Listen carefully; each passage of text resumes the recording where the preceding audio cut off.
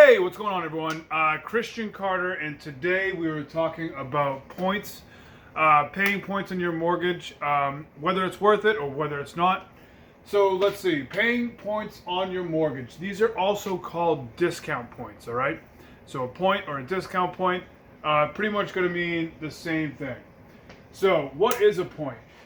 A point is essentially 1% of the loan amount, right? So, for example, if you buy a home for $350,000, right? You buy a home for $350,000, you make a $50,000 down payment, right? So now your loan amount is $300,000. 1 point or 1% of that loan amount would be about $3,000, okay? So, exactly, a point is just pretty much 1% of the loan amount. What does it get you?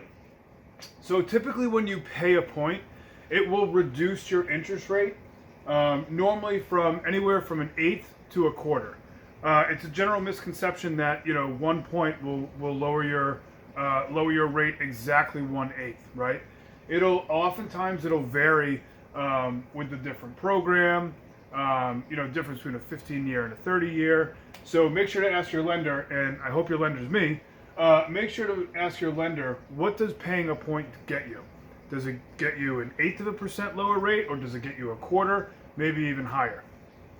So that's typical. All right, so here's a real quick answer, right? So in the short term, when you pay a point or when you pay points, you're going to lose money, okay? In the short term, you're most likely going to lose money. However, in the long term, you are going to save money. So let's walk through a quick example of paying points. Let's see how much it saves you, and let's see the break-even point when you're going to make that money back. Okay. All right. So for this example, you've got a loan amount for $100,000, right? Not necessarily. It doesn't mean you necessarily bought the home for $100,000. It just means your loan amount is $100,000. So you would like to pay 1 point, right?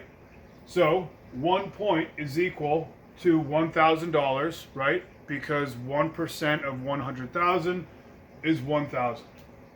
Now, that brings your monthly payment to $477 per month, right? Now that's amortized over 30 years. So this example is a 30-year mortgage. This is just the principal and interest payment, and that's at 4%. Right? So you take out a mortgage, loan amount is $100,000. It's over 30 years. Your principal and interest payment at 4% is $477, right? And then you say, well, I want to pay 1 point, right, to lower my rate to 3.875. So you're going to pay 1 point to lower your rate from 4% down to 3.875%, right? And that 1 point is going to cost you $1,000. So your new monthly payment is $470. Congratulations. You lowered your monthly payment by $7, which means by paying $1,000 up front, almost think it as being like prepaid interest. By paying $1,000 up front, you lowered your mortgage payment from $477 down to $470. So you now save $7 a month. Now here's where you kind of figure out the break-even point, right? Essentially what you do is you take the dollar amount of points and you divide that by the dollar amount of monthly savings.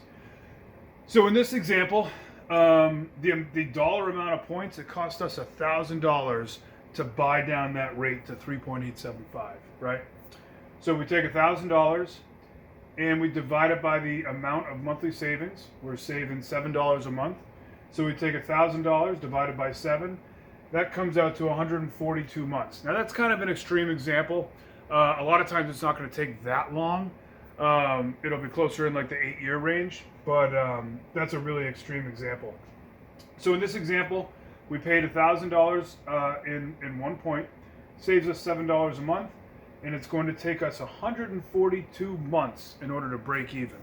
If you want to translate that to years, simply take that number, 142 months, divide that by 12, and that gives us 11.9 years. So that's what kind of brings us over to this side of the house, right? What we first talked about. In the short term, you are definitely going to lose money.